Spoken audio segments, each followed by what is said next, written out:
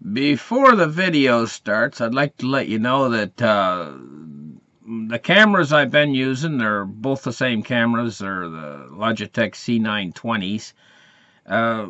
They seem to be having some sort of audio difficulty. It's on the high register of the audio quality. And I tried to fix it by buying a second Logitech C920, and it doesn't seem to have helped. Anyway, so what we're going to do is we're going to get another camera, a different type of camera that maybe will have better audio quality. But it'll take a few days to get here probably, so you'll have to bear with me until we can get this audio quality sorted out and fixed on the videos. I'm going to keep making videos anyway during the meantime, but you're just going to have to kind of suffer through with the audio quality from this C920. It seems to be only really a problem when I start talking louder. Generally, if I talk quieter, it doesn't seem to be such a problem, see? Can you hear? It's not such a problem. But when I talk loud, it comes through. Really, when my voice gets boom, that's when I get excited about stuff, you know? And I start to talk about subjects of interest that get me excited. Anyway, so thank you for listening. And here's a video you've been waiting for. Bye-bye for now.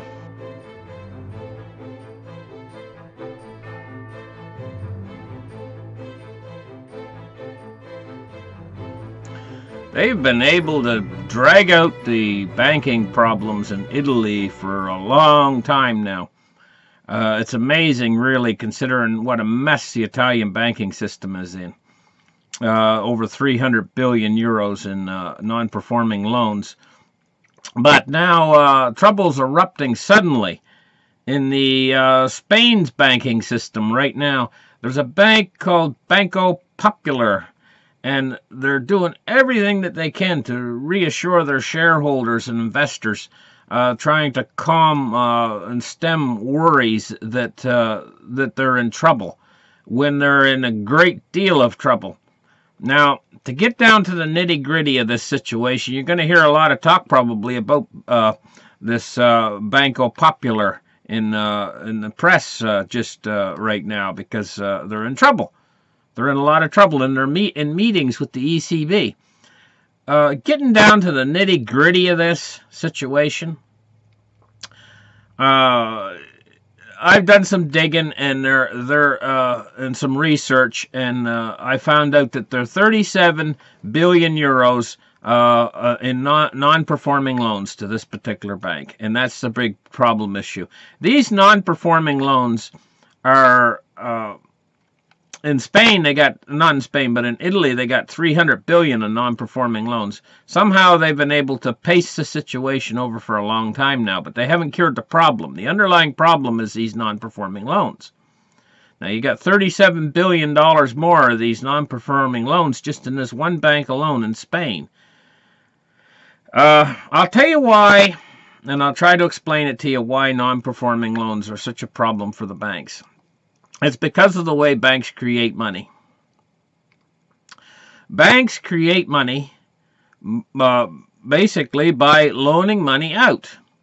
And if they can find a qualified person to borrow money, and that qualified person comes in other words, a person that is trustworthy and will pay the money back, they just love to lend money out because they can create money that way. That's their tool. It's called fractional reserve banking. And they have to retain a fraction of the reserves. Generally, it's been through history. It's been 1/10 of the money they lend out. But they've found ways of the bank, because the banks are crooks. Basically, the banks are all a bunch of crooks. They've found ways to get around that where they can actually keep on reserve even less than 10%. So they lend this money out, and when they lend this money out, they actually create this money. It goes on the bank's books. That money that they just created from thin air. They create it from thin air. It goes on the bank's books, though, that money. And this is the money creation tool that the banks have. So that they can, do you know how the banks come on the news and they talk about they've just made a profit this year of so many millions or billions? and they're all happy and everything. That's because they've done a lot of lending money out. But now, all's well and fine. Everything's good. Everything's dandy as long as people are paying this money back. Because then the bank can keep it on their books that this money is a credit to the bank. But when the money goes in and it becomes a non-performing loan, it means that the loan, that people are not paying them back like they're supposed to pay them back. That's what a non-performing loan actually means. Now the money, once the money's on the bank's books, they cannot create money to cover that. The bank can't. The bank has to get that money back from the person they lend it to. They just can't arbitrarily, a bank just can't go in and arbitrarily create money to cover their losses. They can't do that. Their money creation tool is one-sided. It only creates money when people borrow money. It doesn't just create money out of thin air for themselves. They can't do that. So now that money that person's borrowed that was a credit to the bank suddenly becomes a debt to the bank when the person, it becomes obvious the person can't pay. More than obvious. Even when it becomes obvious the person can't pay, the bank will still keep that money as a credit to them. But when the person comes in and they say, we've just filed bankruptcy, and that becomes valid, that they're bankrupt, they're definitely bankrupt, then the bank has to reluctantly walk over and write that loan off. And they can't write it off. They still owe it. Still has to be paid because it's on their books. So this means it becomes a debt to the bank. Suddenly the bank finds themselves in a lot of trouble because they cannot create the money to cover those debts that suddenly pile up when people don't pay. And this is why non-performing loans can take a bank down. And the only way that the bank can get out of this now at that point, when they get a whole bunch of non-performing loans and they've had to write those loans off and they've had to take them as a debt to the bank, and now the bank's suddenly in a deep amount of trouble, the only way that they can get out of that trouble at that point is get somebody to bail them out. Either that or steal the money in the bank that's owed to the people of the bank. And they call that a bail-in. And then there's a bailout. They can get either a bail-in or a bailout. Now, then the government gives the bank money, taxpayers' money. That's called a bailout. And a bail-in is when they attach hold of the people who have accounts in the bank. They grab your money. When they grab your money, that's called a bail-in. They actually steal your money. That's like that they did in Cyprus. So this is the situation we're in Spain right now. They got a whole bunch of these non-performing loans at this particular bank. $37 billion of these non-performing loans. And they don't know what to do. Because now they're running to the ECB for the ECB to give them money because they're going bankrupt. The bank is going bankrupt. And they're running around telling everybody that they're okay. Everything's okay. The sky's not falling, but the sky is falling for this bank. In Spain right now. Banco Popular. The sky is falling on them. And they're scared that the people are going to all run in and want to get their money out of that bank. Well, I don't blame them. They better. You better run in and get your money out of that bank as fast as you can. If you're smart. Because they're going to be facing one of two. Now, see, the ECB, they're going to go in meetings with the ECB this week. And the ECB is getting fed up with giving money out. They've reached the limit of how much money they can give out anyway. It's not unlimited, the ECB, how much money that they can give out.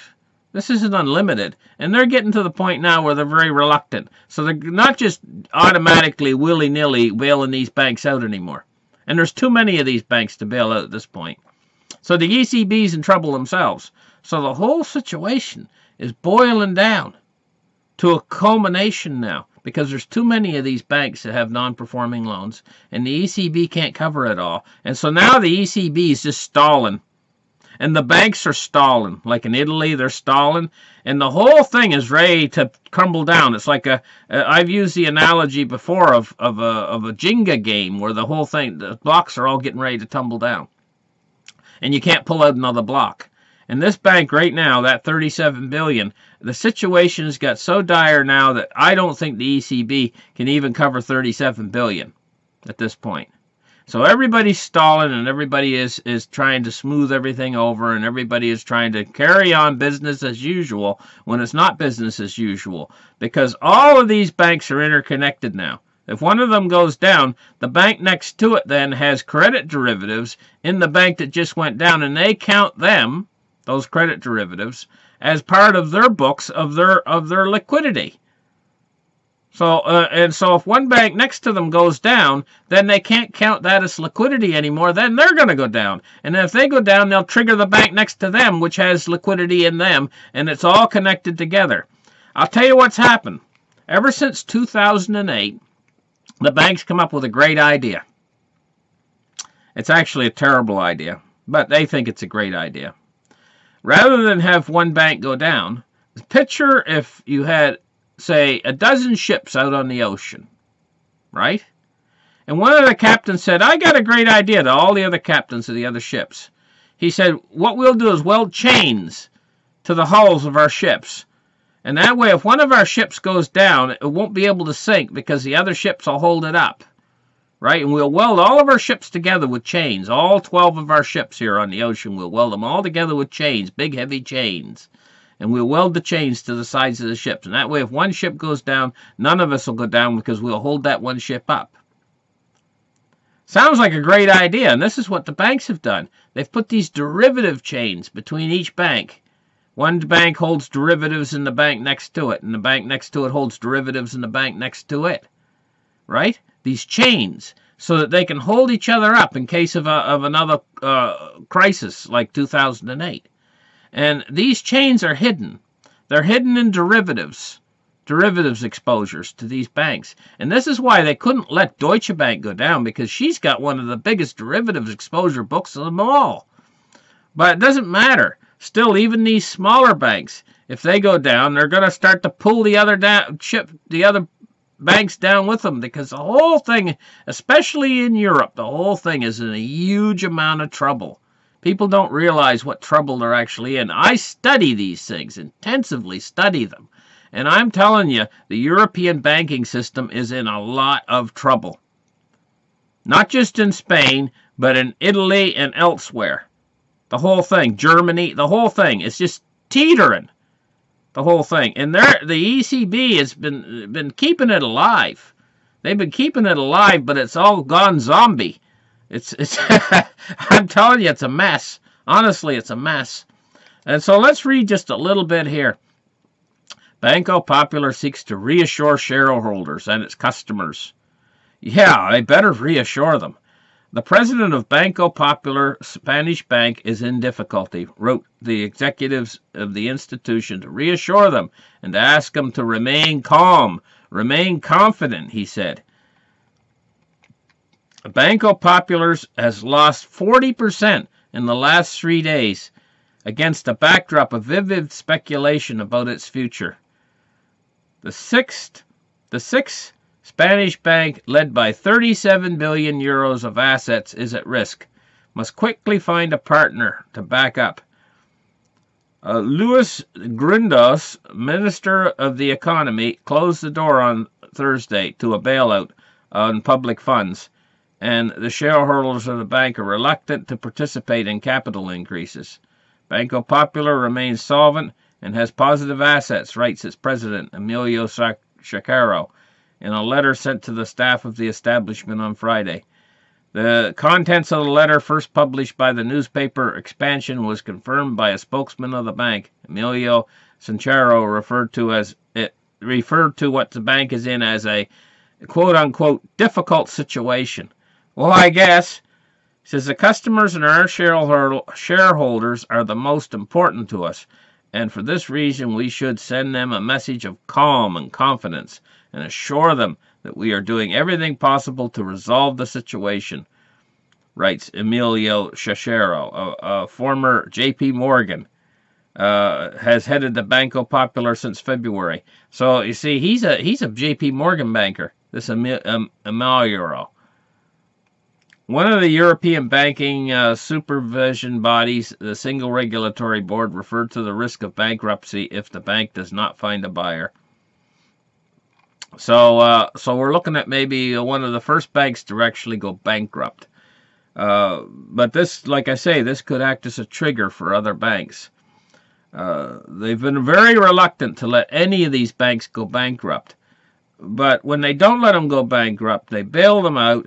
What happens is then later they require more money yet to be bailed out again and again and again and again. It's just a never-ending cycle, and the European Central Bank is just running out of patience. Not just patience, they're running out of money that they can pull to do this.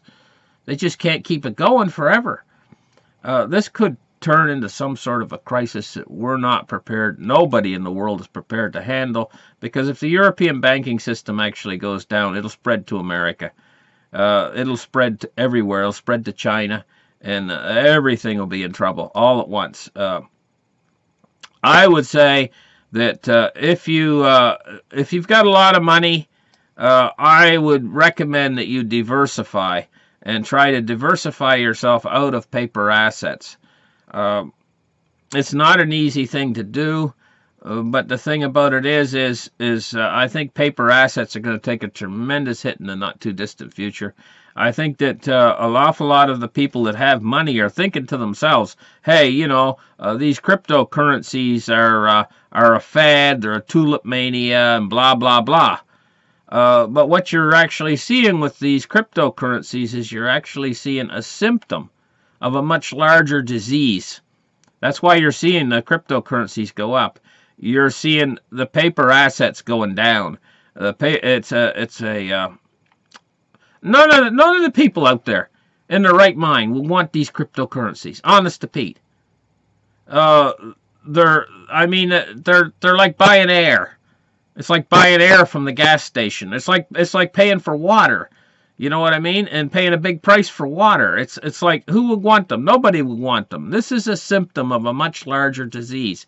But they're going to continue to go up, these cryptocurrencies. This is just the beginning of this symptom of a much larger disease. And in the end, it's going to carry up all assets that are not tied to the dollar. And there's not that many places for you to run. If you're in dollars, there's not very many places for you to run to get out. And cryptocurrencies is one of the places that you can run. Precious metals is another place you can run. And where's a third place? So all of these assets that you can get out of paper currencies and into are going to explode when the paper currencies go down. But the banking system is in a mess. It's already been shown what they're going to do. They call when this trouble starts, like remember when BRICS had happened, and it was created a shock to the financial system.